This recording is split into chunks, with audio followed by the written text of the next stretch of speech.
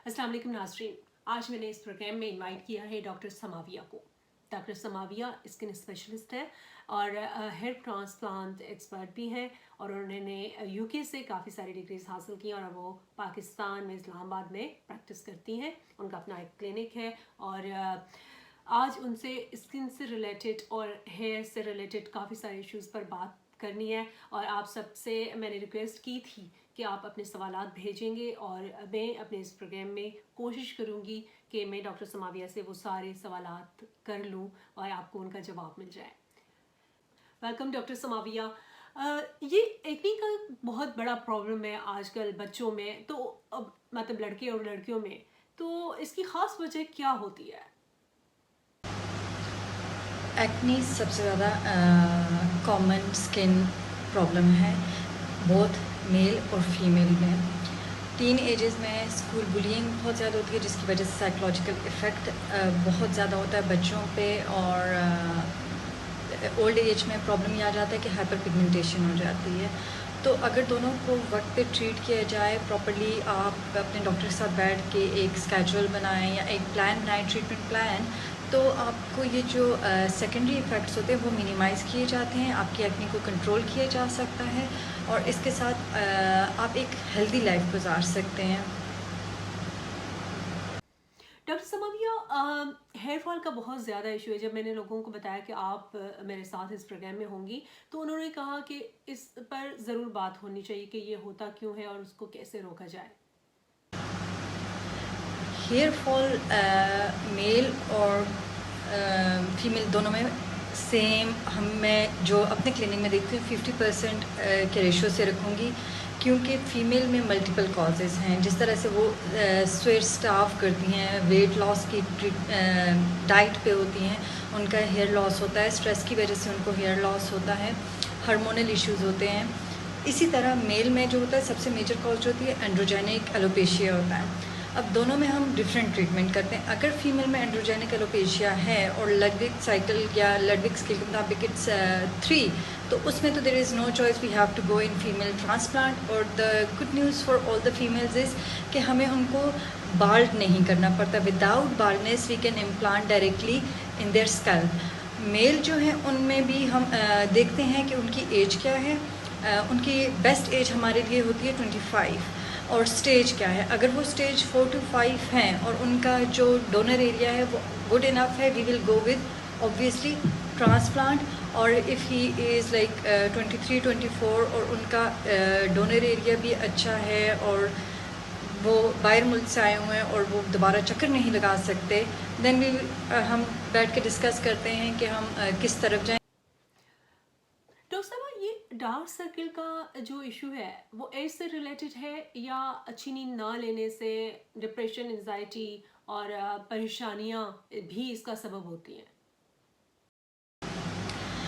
Dark circles जो हैं उनको बनने की वजह ये होती है कि हम लोगों के आईज़ के अंडर जो होता है फ़ैट होता है, वो एज के साथ ख़त्म हो जाता है। इस तरह बहुत से और फैट कंपार्टमेंट्स होते हैं हमारी बॉडी में, और स्पेशली फेस में जब वो एज के साथ कम होना स्टार्ट हो जाते हैं तो हमें डिपिंग नज़र आती है। इसी तरह है डार्क सर्कल्स के भी होते हैं, हमें डिपिंग नज़र आती है, तो हम उसके लिए कार्बोक्सी ट्रीटमेंट करते हैं, उसके लिए अंडर आई फिलर्स करते हैं। इसके अलावा मल्टी क्रीम्स हैं, रोल ऑन्स हैं, हम ये सारे यूज़ करते हैं ताकि पेशेंट को हम बहुत अच्छा रिज़ल्ट दें। अब डिपेंड करता है कि पेशेंट कौन सी ट्रीटमेंट के साथ कंफर्टेबल है। ऑब्वियसली एवरीवन वांट्स कि एक ही बार आएँ और ट्रीटमेंट हो जाए और लॉन्ग लास्टिंग हो। वो जो ट्रीटमेंट है that is only fillers then. जी। अच्छा, डॉक्टर समविया, मैं ये चाह रही थी कि अब हम फिलर्स और इन चीज़ों पे भी बात करें, क्योंकि अब काफ़ी लोग लिप फिलर्स लिप पर भी लगाते हैं। हमने देखा है लोगों के लिप्स चेंज हो गए और ऑल ओवर ये मिड फेस पे और चिन पे और हर जगह। तो ये क्या चीज़ है और ये नोज राइनोप्लास्टी क्या है? Fillers for nose and that is called non surgical rhinoplasty. और लिप्स के लिए obviously they are my favourite treatment, specially the lip one and the nose, both of them. Nose में हम उनकी यहाँ पे जो एक डिप होती है उसको स्ट्रेट कर देते हैं, नोज़ लिफ्ट करते हैं इधर से और थोड़ी सी स्लिमिंग कर देते हैं और पॉइंटेड करते हैं। सो फार हमने जितने नोज़ प्रोसीजर्स किए हैं, जितने लोगों के लिए दे लव्ड इट.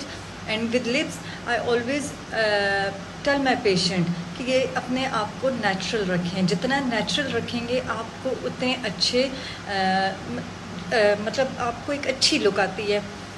पेशेंट मुझे कहते हैं कि प्लीज़ हमें इस तरह की, इस मॉडल की लुक चाहिए, या डिफरेंट पिक्चर्स लेके आते हैं स्पेशली लिप्स की. तो यहाँ पे मैं ये बोलूँ कि हर एक की अपनी लिप शेप होती है. हम उसको इन्हेंस कर सकते हैं, उसकी बहुत अच्छी एक लुक दे सकते हैं, लेकिन हम एक बंदे के जो लिप्स हैं एग्जैक्टली दूसरी तरह के नहीं बना सकते, क्योंकि इट्स अगर वो बनाने की कोशिश करते हैं किसी और के, तो वो अपने लिप्स भी उनके बुरे लगते हैं. ये हमने शुरू में बात की थी एक्ने पर, लेकिन ये एक्ने स्कारिंग का भी बहुत इशू है, तो इसको कैसे ट्रीट किया जाए? एक्नी स्कारिंग का जहाँ तक रहा, तो इसमें हमारे पर मल्टीपल स्कार्स होते हैं. अब डिपेंड करता है कि वो किस किस्म के स्कार्स हैं.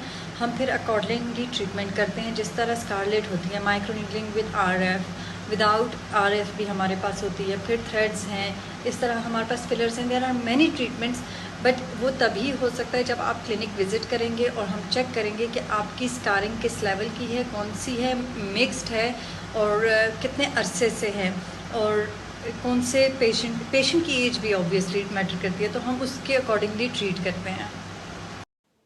अच्छा डॉक्टर समा, भी अब एंटी एजिंग के प्रॉब्लम पर आते हैं. काफ़ी लोगों को इससे मसला होता है, तो वो अब एंटी एजिंग फेशियल्स भी करवाती हैं काफ़ी सारी औरतें, लेकिन और बोटॉक्स भी करा रही हैं. तो इस पर बात करें, क्या कहना चाहेंगी कि क्या बेस्ट है? एंटी एजिंग ट्रीटमेंट्स जो हैं हमारे पास मल्टीपल हैं. अपर हाफ में हम मोस्ट लाइकली यूज़ करते हैं बोटॉक्स.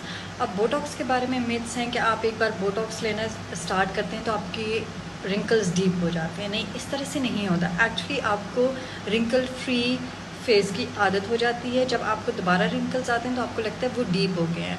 और Botox is one of the best treatments, और it last up to 6 months, but it depends कि अगर ऑयली स्किन है तो ज़्यादा लास्ट करता है, ड्राई स्किन है तो कम लास्ट करता है. एंड देन लोअर पेरिओरल के लिए आ जाते हैं फिलर्स. थ्रेड्स आ जाते हैं क्योंकि आपकी स्किन लैक्स हो जाती है. जब हम थ्रेड्स करते हैं तो आपकी स्किन वो खिंच जाती है. टर्की नेक आ जाती है एजिंग में, तो टर्की नेक के लिए अगेन वी डू थ्रेड्स. वो सबसे बेस्ट ट्रीटमेंट है. सो इट डिपेंड्स कि आपको कौन सा एरिया बॉदर करता है. कुछ पेशेंट्स आते हैं उनको टर्की नेक बॉदर कर रही होती है, कुछ आते हैं उनको पेरी ओरल, और कुछ को पेरी ऑर्बिटल कर रहा होता है. So we have to mix कि आपके अगर हम ये एरिया ट्रीट कर रहे हैं अपर एरिया, तो आपका अगर पेरी ऑर्बिटल चाहिए तो हमें पेशेंट को फिर बताना होता है कि इट लुक्स ऑड अगर आप एक एरिया ट्रीट करें और दूसरा नहीं. तो ये ऑलवेज जो एंटी एजिंग ट्रीटमेंट्स होती हैं ये कॉम्बिनेशन में होती हैं. सेपरेट अगर आप लेते हैं तो वो थोड़ा सा आपके फेस को ऑड लुक देती हैं. जी डॉक्टर समाविया, हमें एक्सफोलिएशन, डीप एक्सफोलिएशन और डर्मा प्लानिंग के बारे में बताएं. एक्सफोलिएशन ऑब्वियसली लोग बैठ के घर पे डिफरेंट स्क्रब्स से करते हैं, डिफरेंट क्रीम्स से करने की कोशिश कर रहे हैं, या सैलून्स में जाके करते हैं. जो डीप एक्सफोलिएशन होती है वो डर्मा प्लानिंग से की जाती है. वो सिर्फ वही बंदा कर सकता है जो क्वालिफाइड हो. आप प्लीज़ घर पे मत ट्राई करें, क्योंकि उसके साथ जो ब्लेड होता है उससे आपको कट्स लग सकते हैं. इससे डीप एक्सफोलिएशन होती है in combination. If we go with hydrofacial और माइक्रोडर्माब्रेशन और केमिकल पील, आपको बहुत अच्छे रिजल्ट्स मिलते हैं. इस तरह के रिजल्ट्स मिलते हैं कि आपकी स्किन ग्लो करने लग जाती है और आप फील करते हैं कि आपकी स्किन फ्रेश हो जाती है. डर्मा प्लानिंग के बारे में again there is a myth कि डर्मा प्लानिंग से आपके जो वेलिस हेयर हैं, जो साइड बर्न्स हैं, वो थिक आ जाते हैं. ऐसा कुछ भी नहीं होता.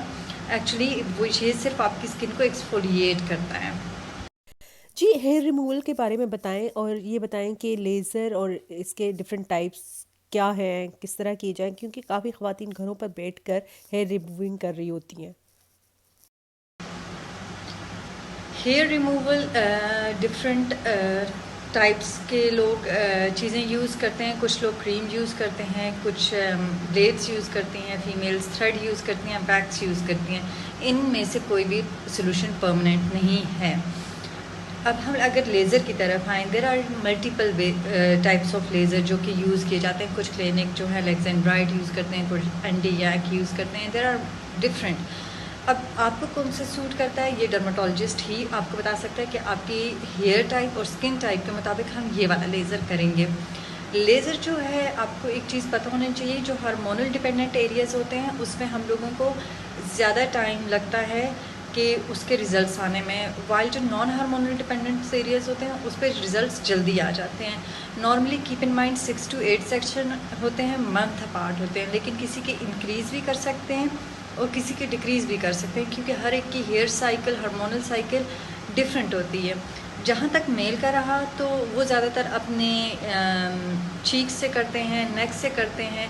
ये जिनको फॉलिकुलाइटिस होता है या इस तरह की डिजीज़ेज़ होती हैं तो हम उनको फिर कहते हैं you have to take from the chest area, आपको रिमूव करना पड़ता है, और बैक से भी, क्योंकि वो शेव करने से उनको फॉलिकुलाइटिस ख़राब हो जाता है। Thank you, Dr. Samavia, for giving us time, and it was pleasure having you in this program. नाज़रीन, इसी के साथ इस प्रोग्राम का वक्त ख़त्म होता है। अगले प्रोग्राम में फिर हाजिर होंगी, तब तक अल्लाह हाफिज़।